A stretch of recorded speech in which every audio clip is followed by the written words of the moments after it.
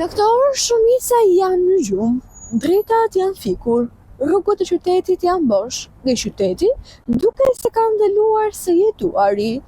Mirëpo, dikush po ndalon një krim në një rrugis ku heshtja është rrezik e dikush tjetër për lufton për një jetë në korridoret ku çdo sekond ka peshë e dikush tjetër po pastron gjurmë modona që nesmja të në gjetë të përgatitur. Por, dikush tjetër përshitet, jo nga zgjedhja, por për të mbijetuar.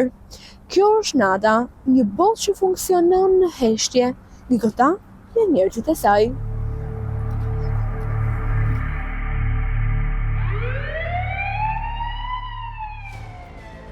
Kur qyteti fshihet në errësirën e natës, disa njerëz qëndrojnë zgjuar për të mbrojtur të tjerët.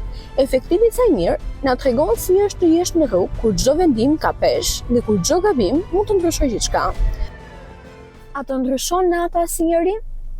Po, nata të bën më të heshtur, më vigjilent, ndonjëherë më të ftohtë nga jashtë. Po nga brenda, nëse je ende njeri të bën më të ndjeshëm ndaj jetës, ndaj familjes. Keni pasur ndonjëherë frikë jo nga kriminalët, por nga vendimi që ju duhet të merrnit? Çdo natë, frika më e madhe nuk është për veten, por për pasojat e një vendimi të gabuar, për një qytetar, për një koleg, për një familje që pret dikë në shtëpi, një sekondë hezitimi ose diçka që mund të ndryshojë çdo gjë për shembull. Po mirë, çfarë ju vret juve më shumë? Mungesa e mirënjohjes apo rreziku që ju mund të hasni? Më shumë është pjesa e mungesës së mirënjohjes. Rrezikun e kemi pranuar që ditën e parë që ne kemi firmosur kontratën për të vazhduar punën në polici. Nëse sot do të ishte dita juaj e fundit në punë, çfarë mesazhe do t'i jepni ju qytetarëve? Nëse nuk jeni të përsosur, por jemi ne këtu për ju. Pas çdo uniforme ka një njeri që ka frikë, që gabon, që lodhet, por që zgjedh të dalë natën dhe ju të flini më të qetë. Faleminderit. Faleminderit juve. Në orët kur gjithçka shuhet, spitali vijon të mbijetojë. Infermierët, mjekët, urgjencat janë ata që rrinë në vijën e parë. Doktor Hetmiri na tregon se si është të punosh në korridoret ku çdo sekond ka peshë. Si është të punosh natën në korridoret ku çdo sekond ka peshë në vet?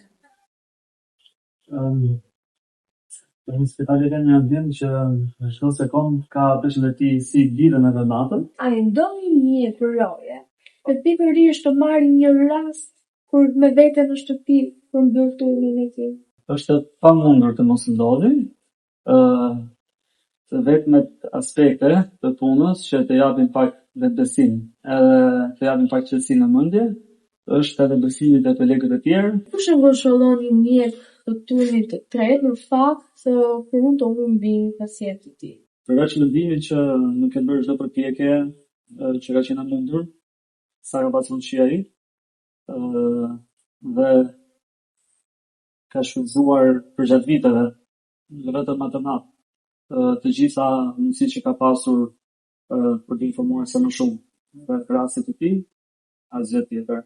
Po cilat janë rastet më të shumta që vinë në urgjencë? Nëse në gjatë verës e infeksione alimentare, intoksikacione ushqimore, në dimër janë më shumë sindroma me simptoma respiratore. Faleminderit.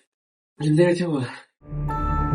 Ka punë që nuk i vëm re, punë që bëhen në heshtje, larg vëmendjes son të përditshme. Një prej tyre e kryen Zona Saviani, ishte vetëm 13 vjeç, kur përball për herë të parë me një punë të rëndë.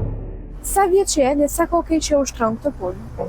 Unë për momentin kam 5 vite këtu të kjo puna, mosha jam 18 vjeç. Si ndjeni ju që pastroni rrëmujën e një qyteti të tërë?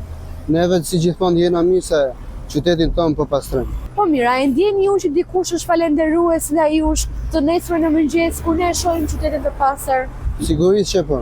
Ka njerëz që dihen që sigur që ambienti do të jetë gjithmonë pastër. Asnjëherë do të hedhin planë tokë për fatësirë që ai hedhin tjerë.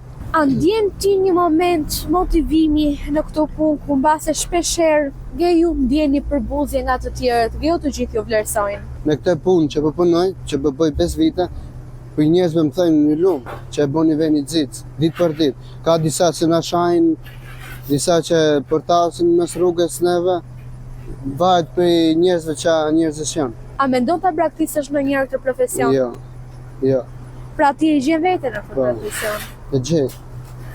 Faleminderit që e pastron në këtë qytet. Faleminderit që na Faleminderit. shndron me besnik. Faleminderit ju. Dikush po shitet, jo nga dëshira, por për të mbijetuar, jo sepse nuk di se çfarë të bëj tjetër, por sepse jeta i mbyllet të gjithë dyert. Çdo natë u mbet pak nga vetja, çdo mëngjes zgjohet me huaj.